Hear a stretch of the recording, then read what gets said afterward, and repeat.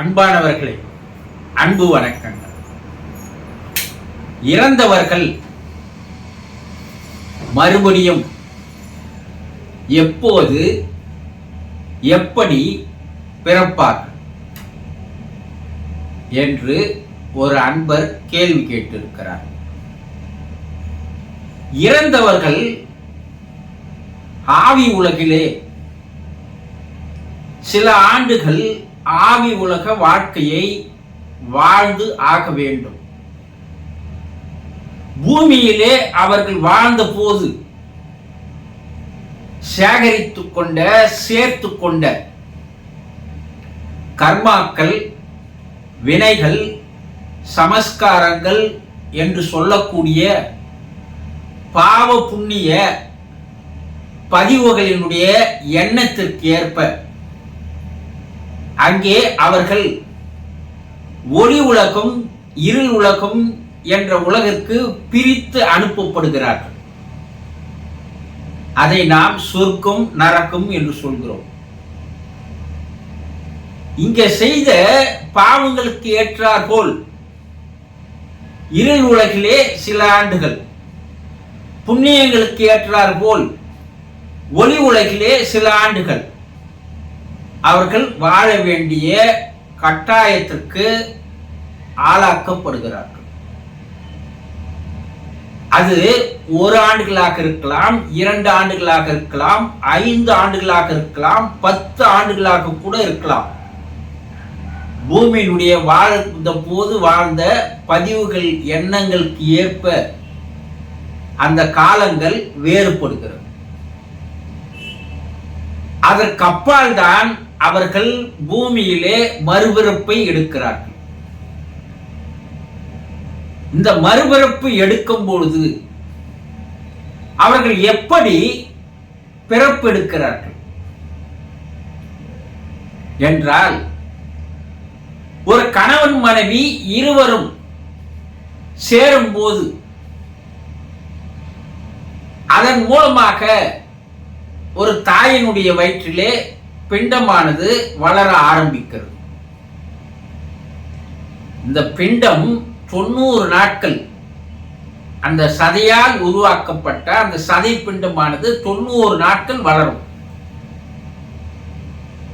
90வது நாள்ல இருந்து 110வது நாளுக்குள் இடைப்பட்ட 20 நாட்களில் அந்த தாயானது சுவாசிக்கும் பொழுதோ, அது உண்ணும் பொழுதோ, அல்லது நீரை அருந்தும் பொழுதோ, சுவாசத்தில் செய்யும் போது காற்றின் மூலமாகவோ, குடிக்கும் போது நீரில் கலந்து அதன் மூலமாகவோ, உண்ணும் உணவில் கலந்து அதன் மூலமாகவோ அந்த ஆன்மாவானது அந்த தாயினுடைய வயிற்றுக்குள் சென்று விடுகிறது.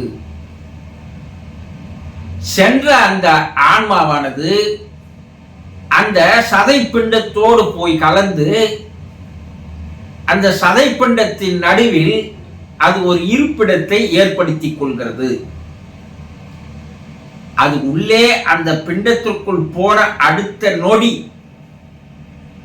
தாய்க்கு உள்ளே கடிகார ஓசை போல உயிரினுடைய துடிப்பு உணர ஆரம்பித்து விடுவாள். அப்ப உயிர் வந்து விட்டது. எதற்கு? அந்த சதை பிண்டத்திற்கு உயிர் வந்து விட்டது. அதற்கப்பால் அது சதை பிண்டம் அல்ல, சிசுவாக மாறிவிடுகிறது. இந்த 90 நாட்களுக்குள் அந்த சதை பிண்டத்தை கலைத்தால் அது கொலையாகாது. 90 நாளுக்கு மேல் அந்த ஆன்மா உள்ளே வந்து அமர்ந்த பிற்பாடு அதற்கப்பால் அதை கலைத்தால் அது உயிர் கொலை ஆகிவிடும். அதனால்தான் மருத்துவமனைகளில் 90 நாட்களுக்கு மேல் கருக்கலைப்பு செய்வதில்லை. உயிர் உள்ளே இருக்கிறது, சிசு வளர ஆரம்பித்து விட்டது என்று சொல்கிறார்கள். இந்த தாயை தேர்ந்தெடுக்கின்ற உரிமை அந்த ஆன்மாவிற்கு கிடையாது. மேல் உலகில் இருக்கின்ற இறை அருள், தெய்வீக பேராற்றல், அந்த பரம்பொருள் எல்லாம் அல்ல ஆற்றலுடைய அந்த சக்தி, அதை இறைவன் சொல்லலாம், கடவுள் சொல்லலாம், தெய்வம் சொல்லலாம், ஆண்டவன் சொல்லலாம், ஏதோ ஒரு பெயரை வைத்து அழைக்கலாம். அதுதான் அந்த ஆன்மாவுக்கு தாய் தந்தையை தேர்ந்தெடுத்து அந்த தாயின் உடலுக்குள் சுவாசித்தல் மூலமாக, குடிநீர் மூலமாக, உணவின் மூலமாக ஏதோ ஒரு வகையில் உள்ளே அனுப்பி சேர்க்கிறது. அப்ப பிறப்பு தருவது இறை சக்தியாகும், இறப்பு தருவதும் இறை சக்தியாகும். இது இரண்டும் அதன் கையில் தான் இருக்கிறது. அதனால்தான் இறைவன் பொம்மலாட்டக்காரன் என்று சொல்லுவார்கள். அவன் ஆட்டுவிக்கப்படி ஆடுகிறார் என்று சொல்லுவார்கள். ஆனால் இறப்பிற்கு பிறப்பிற்கு நடுவில் இருக்கின்ற வாழ்க்கை இறைவன் தருவதில்லை. அவன் தன்னுடைய அறிவை கொண்டு வாழ்கின்ற வாழ்க்கையை வைத்துத்தான் இறைவன் அவனை மதிப்பிடுகிறான். மறு ஒரு பிறப்பு உயர்ந்த இடத்தில் தருகிறான். அவன் வாழ்க்கை சரியாக வாழவில்லை எனில் அங்கே அவனுக்கு தண்டனைகளும் அதிகம், அங்கே இருக்க வேண்டிய காலங்களும் அதிகம். அவன் இந்த பிறப்பை விட அடுத்த பிறப்பு தாழ்ந்த இடத்தில் அவனை அனுப்புகிறார். அதுவும் ஒரு தண்டனைத்தான். ஆவி உலகிலே அனுபவிக்கின்ற தண்டனையை போல பிறப்பு எடுப்பது என்பது அதுவும் ஒரு தண்டனைத்தான். ஆனா இந்த தண்டனையை எதை வைத்து தருகிறான்? மனிதன் வாழும்பொழுது வாழ்க்கையை வைத்துத்தான், அந்த கணக்கின்படிதான் அவன் சரியாக கணித்து தருகிறான். அப்போ ஒரு மனிதன் வாழும்பொழுது தன்னுடைய வாழ்க்கையை சரியான, ஒழுக்கமான, புனிதமான வழியிலே வாழ ஆரம்பித்தால், பரிசுத்தமான ஒரு வாழ்க்கையை ஒரு மனிதன் வாழ்ந்தால், அங்கே ஆவி உலகிலும் காலங்கள் கம்மி.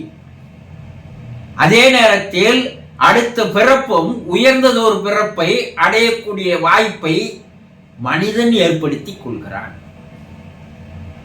இறைவன் இதில் பாகுபாடு பார்ப்பதில்லை. மனிதனுடைய வாழ்க்கை என்ன புத்தகத்தை எடுத்து வருகிறான், பதிவு கொண்ட புத்தகத்தை வைத்து அவன் தீர்மானிக்கிறான்.